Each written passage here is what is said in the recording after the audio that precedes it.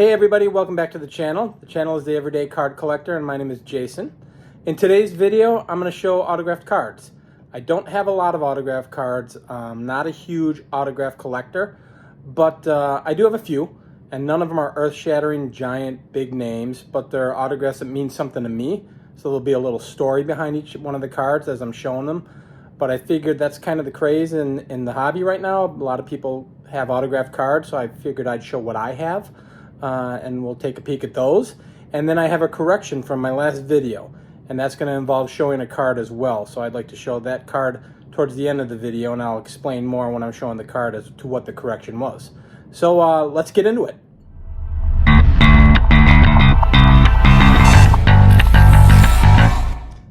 All right, everybody. So yeah, like I said on my introduction, I'm going to show off some of my autographed cards, and then I have a little kind of surprise slash additional card as far as a correction to the video that I just shot recently.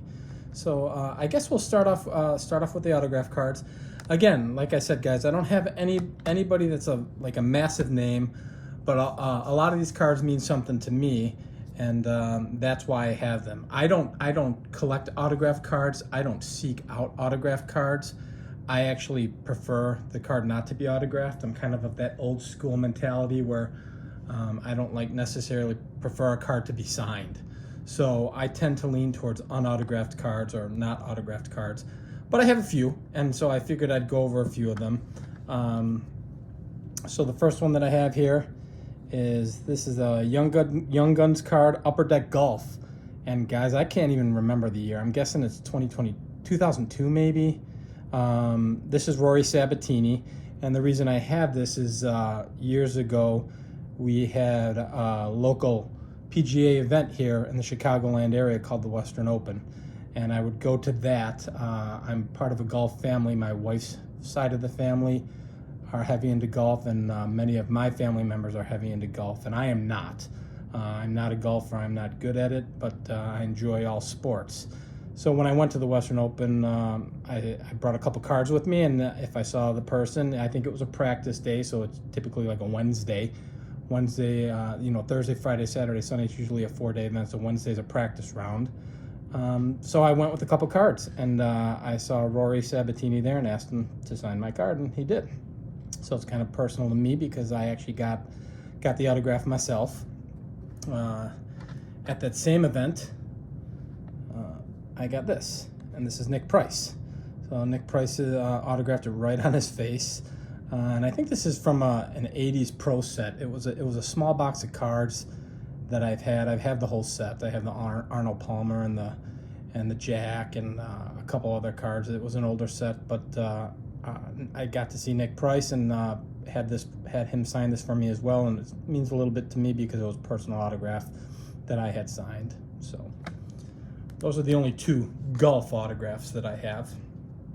The next autographs are basketball and football. So this is Dwayne Sutton. He played about 4 years ago. He played basketball for University of Louisville. I have family ties to the University of Louisville, so I root for the University of Louisville. In doing that, when these guys were playing on the team, I thought it'd be cool to get a couple cards, and their autographs were fairly cheap. He was a decent player. I don't think he ever went on to the NBA. I think he might have played in Europe a little bit. But I just love the look of the cards.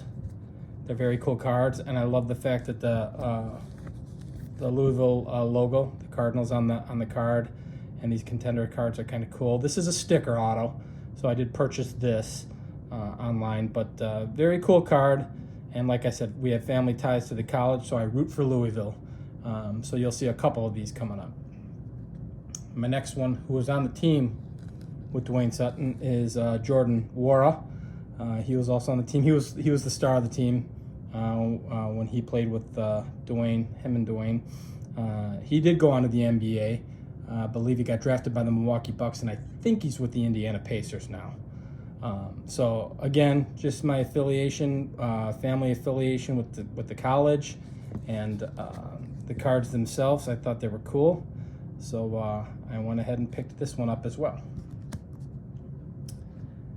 And now you'll see here is Tutu Atwell. He was a wide receiver right around the same time those guys were playing. And I'm guessing Wara and Sutton were 4 years ago, probably 3 or 4 years ago. So this is around the same time. Tutu Atwell's been in the NFL, I'm guessing, for 2 or 3 years. Don't quote me on that.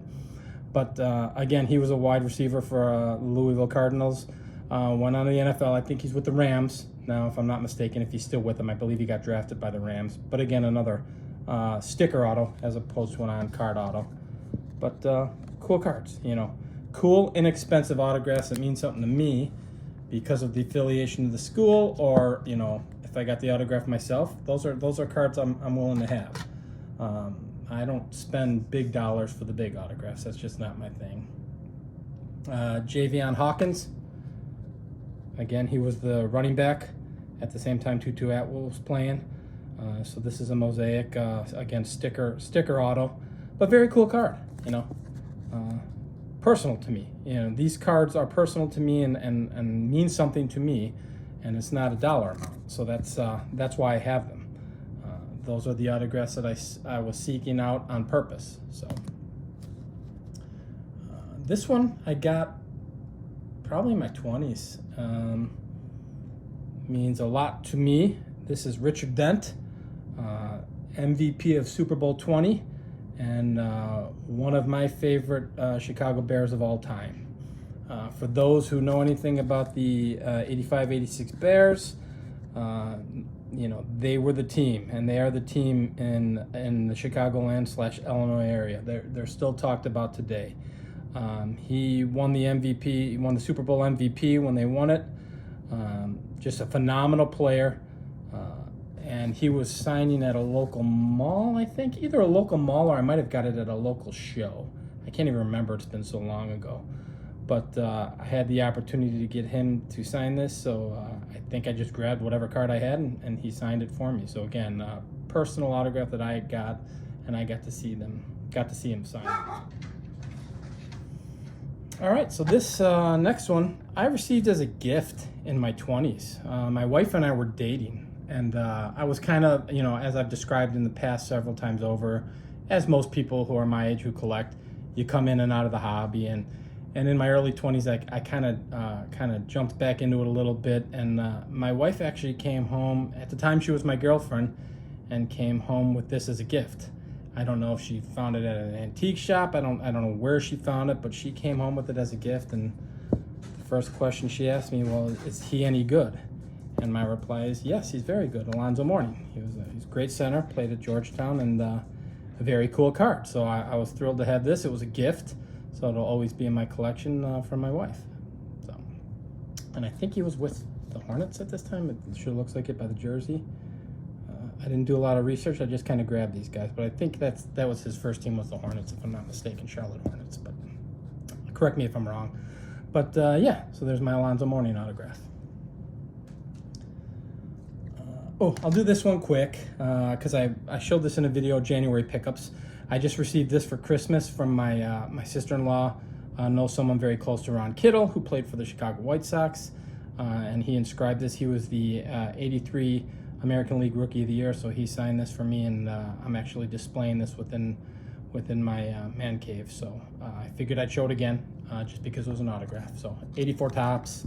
I had it, and she grabbed it from me and got it signed for me. So very cool there. This card I've had forever. I think I bought it. I think it's the 96-97 Topps basketball set. This is not the true George Gervin rookie. You can see by the stamp down below, it's a reprint. But it came with the set. And it is an autographed card. You can barely make out the autograph, but it looks like he inscribed it with his number as well. And George Gervin is an all-time great player. I've had the card since I bought the set. I think I bought the set in 96 or 97, the full set, and this was the first card in it and came with it. So love to have it. I need to get his real rookie card, but this is pretty cool, you know, being that it's autographed, but still love the card. Okay, and then my last autograph is kind of a shout out. So this is my graded 1962 Jim Cott auto, and I actually won this from Mitchell. Mitchell has his own YouTube channel, and I'm going to shout out his channel, or I'll add his channel to my description. It's White Sox Fan and Collector. I've been following Mitchell's channel since I think he started pretty early.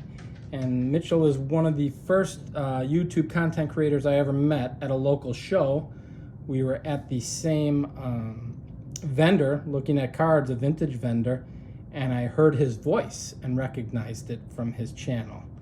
So I asked him if, hey, are you the gentleman who has his YouTube channel? And he said, yes, I am. So we met briefly there, and then we've met at the National, but I watch every one of Mitchell's videos. I won this for, I think he had a trivia question at last year's National. I answered it, and I won the card. So thank you very much, Mitchell. This is displayed up in my cases above me. When I do my intros, you'll see this card up there as well. So this was a gift, and an awesome gift. 62 Jim Cott, Hall of Famer. Very cool autograph, and I love the card, and it's part of my collection forever. That's pretty much it for autographs, guys. I do have kind of one more shout out, or one more card that I wanted to show, and that is my 1939 play ball. And it's in a 1.5. I had it graded. And why am I showing this card with no autograph? So here's the deal. I did a video last week, or a couple days ago, I should say, in regards to the 1992 Dream Team, the original Dream Team, and I was showing the cards. And one of the coaches was PJ Carlesimo, and I mentioned that he coached at St. John's. I was incorrect in saying that, and my man Mookie Chilson, who also has his own channel, pointed that out to me in one of his comments, which was awesome. It was actually Seton Hall. And I said, you're right. The minute he said it, I said, you're absolutely right. It was Seton Hall. So I kind of wanted to give Mookie a shout out. And why am I showing this card? For all of you who know Mookie Chilson's channel and you follow him, he's a lover of pinhole cards. And I did not see the pinhole when I purchased it, but if you look carefully, right smack dab in the center of this card, there is a pinhole. So every time I see this card, I think of Mookie Chilson. The card itself is centered beautifully. It's awesome. The image is fantastic. It's just got a pinhole. That's why I got the 1.5, I'm sorry. But this card will forever be in my collection. It's my first 39 play ball, and I love it. But Mookie, thank you for correcting me on PJ Carlesimo being with Seton Hall. And I just wanted to give you a little shout out and show you my pinhole 39 Bill Dickey. Hall of Famer. Catcher for the Yankees, for those who don't know, was the catcher who helped kind of cultivate Yogi Berra, and caught during those the 1930s, during the Ruth Gehrig era, and just a phenomenal card. I love catcher cards. This pose is awesome. Backwards hat, it's great. So, again, thank you, Mookie. Thank you, Mitchell, for the last card that I showed. And we'll call it quits here, guys. So if you enjoyed this, please feel free to like and subscribe. And, I'll be coming out with another video shortly. And then until then, we'll see you then. So thanks, everybody. Bye-bye.